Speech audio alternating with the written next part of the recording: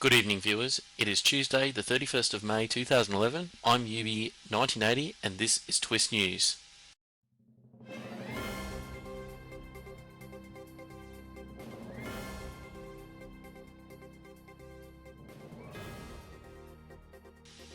The stories on Twist News tonight.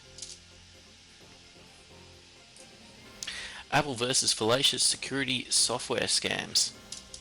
Fedora 15 has been released and it features Gnome 3. Xorg and GUI level security. Is Linux at risk? Ninite allows simplified core applications and installations.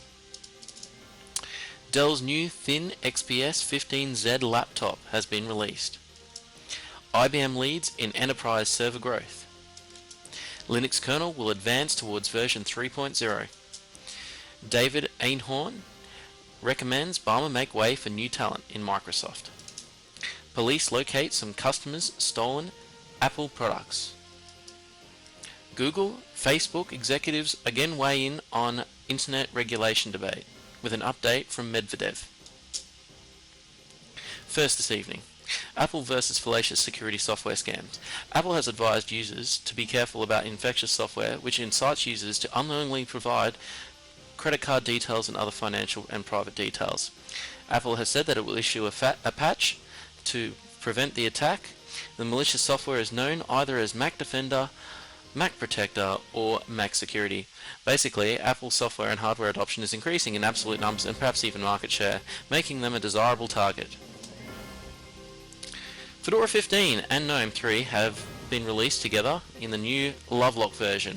This was released on the 24th of May 2011. As some users will know, Gnome 3 was previously released. However, no distributions apart from Arch Linux had it default in the repositories. It features the Gnome 3 desktop environment. LibreOffice has replaced OpenOffice.org, as some people might be familiar with. This has happened in the community.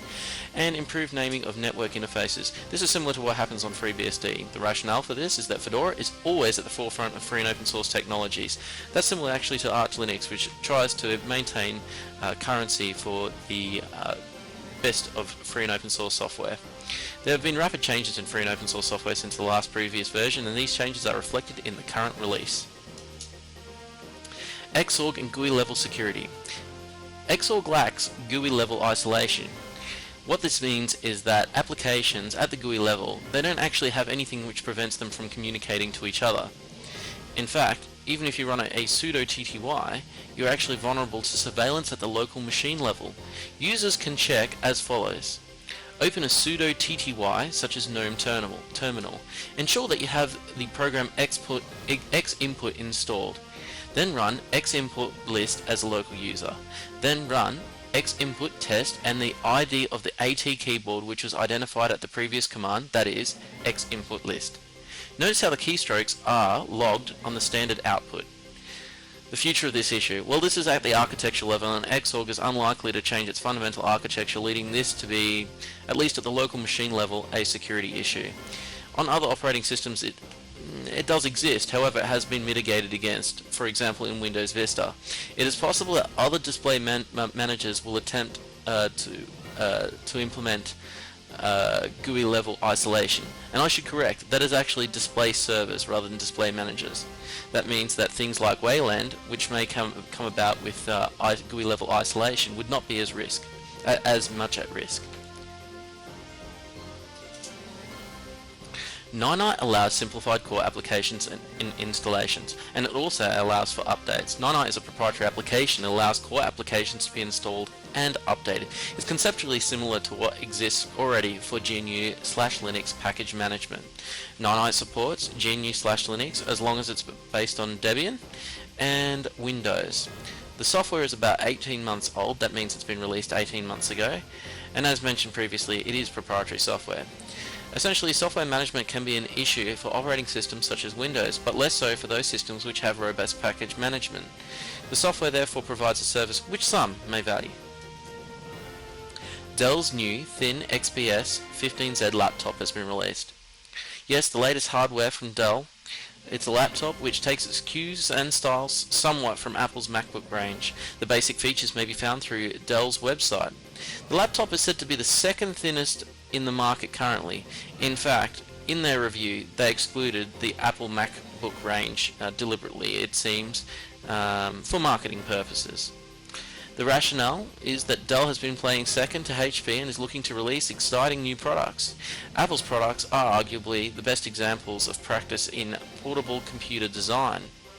What this means is that because Dell has taken their cues, they have allowed themselves to obtain attention from the community and from the consumer market.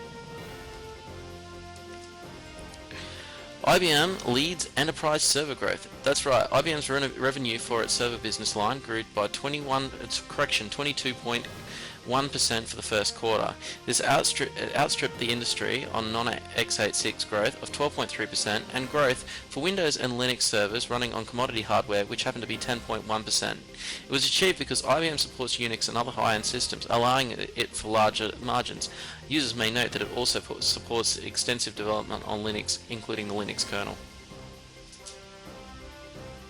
The Linux kernel may advance towards version 3.0. Yes, contradicting previous statements by Linus Torvalds, mailing lists show that the next kernel version after 2.6.40 will indeed be 3.0. This represents the beginning of a third decade of its development. Linus has previously said that moves to call a future version 3.0 would be unnecessary and basically marketing, which is something which the developers were previously not focusing on.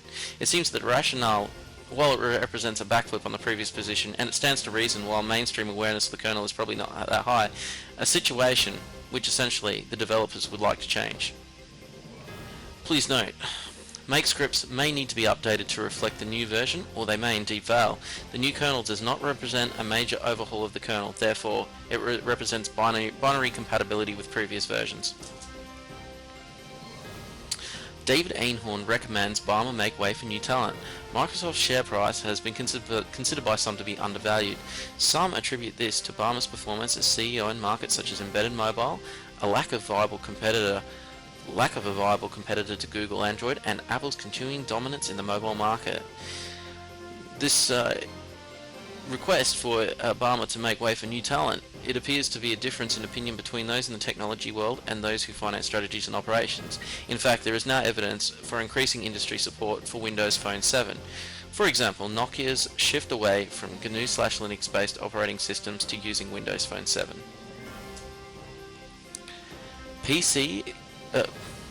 Police locate some stolen iPads or iPods. Some are saying that police are locating their stolen iProducts, while others state that there is some inaction. These products can be GPS located using onboard software. This data has on some occasions been forwarded to police, but then the device has been unfortunately wiped and not recovered. Basically, while it's useful to track your valued Apple device, there is no guarantee that it can be lawfully retrieved. Medvedev, Google, Facebook executives weigh in on internet regulation debate. Yes, indeed, it's well known that Google and Facebook executives have previously weighed in on this, but indeed Medvedev, the Russian president, has now weighed in on it. Some, such as the Electronics Frontier Foundation, support a free internet, while others are concerned with copyright infringement and the alleged loss of industry profitability. At the G8, the above-mentioned parties made their positions clear, while others, such as Francis Sarkozy, were less enthusiastic about the current state of the internet. The rationale behind this is that BitTorrent and other transfer protocols have permitted a wave of copyright infringement, which has been viewed by media companies as a form of theft. This issue is continually hotly debated on ethical and economic grounds. Please note, there is a recent example of the Australian underground film The Tunnel, which will be released on the BitTorrent protocol in an effort to stimulate sales in other forms, such as optical media, DVDs, etc. 3D films which have been developed using Blender have also been released for gratis. Now we go to the weekly chess problem. This chess problem was composed by the great American chess master Paul Morphy, who some advocate was the greatest chess player of his time. Indeed, this position will show the imagination of Paul Morphy. You can see it seems that there is no way for white to make its way into black's little pocket position there. Now, as some users have requested, I will not provide this solution this week. However, I'll let you guys stew over it and form your own conclusions and provide your own comments in the comment section. Anyway, this has been Twist News. I request that you please subscribe and vote for these videos.